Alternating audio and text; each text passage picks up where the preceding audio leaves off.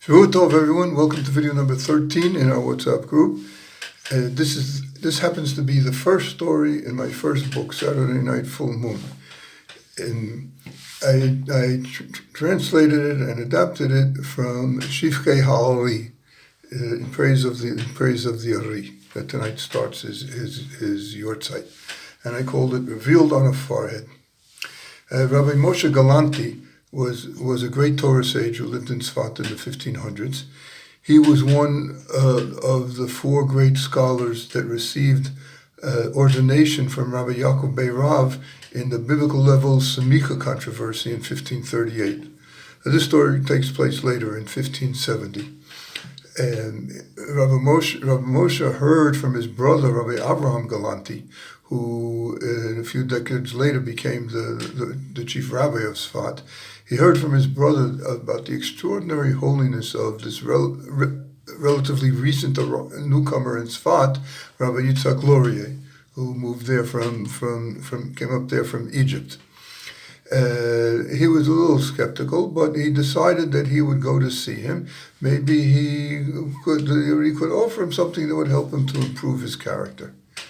So he went to see him, and he said to the Ari, frankly, I never thought so highly of you, but my brother insists that you're a special holy person. So please, can you please give me a tikkun, a rectification, some character flaw to work on, to improve? It said that you can see these things in a person. And the Ari said, well, why are you asking me? I'm not a prophet. I'm not the son of a prophet. But Moshe wasn't to be put aside, and he asked him again. He pleaded. The Ari denied. Who is he to do such things? Finally, Moshe Galanti said, look, I've heard that you can tell a person's previous incarnations. And I'm not asking for that. I'm just asking for a rectification of whatever blemish that I have on my soul from the moment it came into this body until the present. I'm told you could see these things on a person's forehead. So please tell me. So at this impassioned plea, the Ari paused. He gazed intently at Rav Moshe for a moment, and he said, borderline theft. In the Hebrew, it's avek gezel, dust of thievery. Rabbi Moshe didn't say a word. He hurried as fast as he could to his house. He took off all the clothes he was wearing. He put on sackcloth, itchy sackcloth. He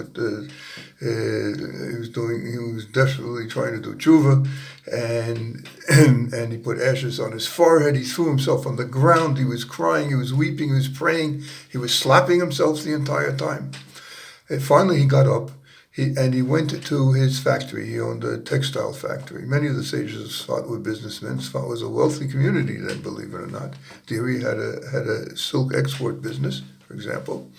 Anyway, he came to his textile factory, and he gathered all of the workers, and he said, please, if there is anybody that has any monetary claim on me whatsoever, anybody that thinks he was unfairly treated or not paid properly, tell me. I want to, without any discussion, I'll give him whatever the person thinks he's owed.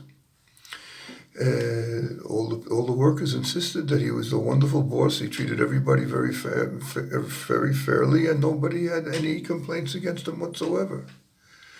Rabbi Galanti exclaimed, what are you people doing to me? Can't you see the terrible situation I'm in? The Ari said borderline theft.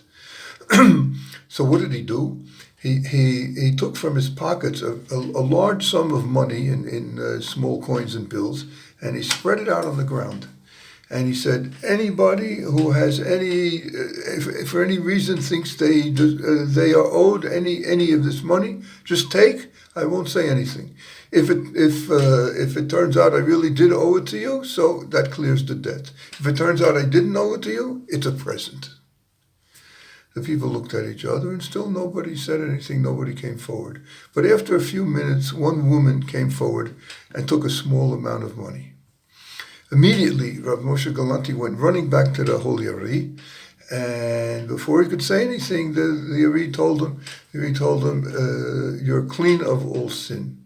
And he explained to him, without having heard the story, that this woman who took some coins, she does a very delicate type of weaving for him, which is more of an artisan work than the work the others are doing, and that she was being paid the same as everyone else, when she should have been paid a little more.